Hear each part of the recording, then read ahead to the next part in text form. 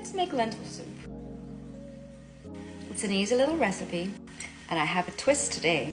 We're adding edible flowers, marigold, sunflower, and safflower petals. Lovely, bright, sunny notes for my lovely, bright, nourishing lentil soup.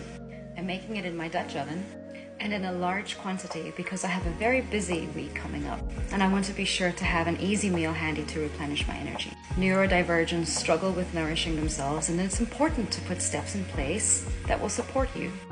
Got the carrots sizzling away, and I like to use a blend of ghee and olive oil. This nutrient-dense blend helps to eliminate any extra moisture in the food, and it gives it a really rich flavor. I'm adding celery to my carrots, giving it a good stir. I love to hear the sizzle. Cover it a minute to get the juices flowing well. That smells incredible. I'm gonna pop in the garlic and the ginger. I'm going to pop in half a teaspoon of this organic turmeric powder, which is a sample from my supplier of the most amazing superfood powders. What a generous sample this is. So that's half a teaspoon, and I'm going to sprinkle it on to my mix of carrot, celery, ginger, and garlic. And let's get going. And pop in the freshly washed lentils. No need to soak these.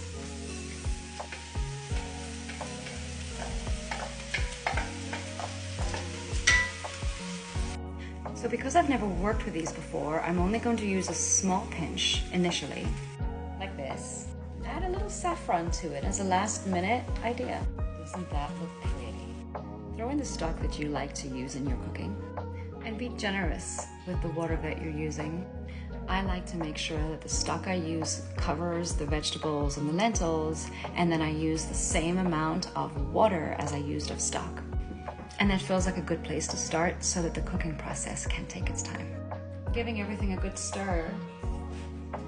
And I have to say that the additions of the flowers and the turmeric is nice, spicy smell.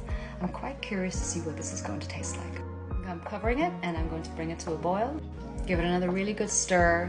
See how much water there is that's maybe needing to be topped up. I'm not using a recipe here, although that is how I started out. I got really comfortable making this soup, and so I can play around with the recipes. Why does saffron smell so good? While that cooks, I'm going to continue drinking my smoothie. You can find that on Instagram under Christine Vibrant. I went live with it. Remember, nourish yourself with meals that you can make easily and store and freeze. Have a beautiful week ahead.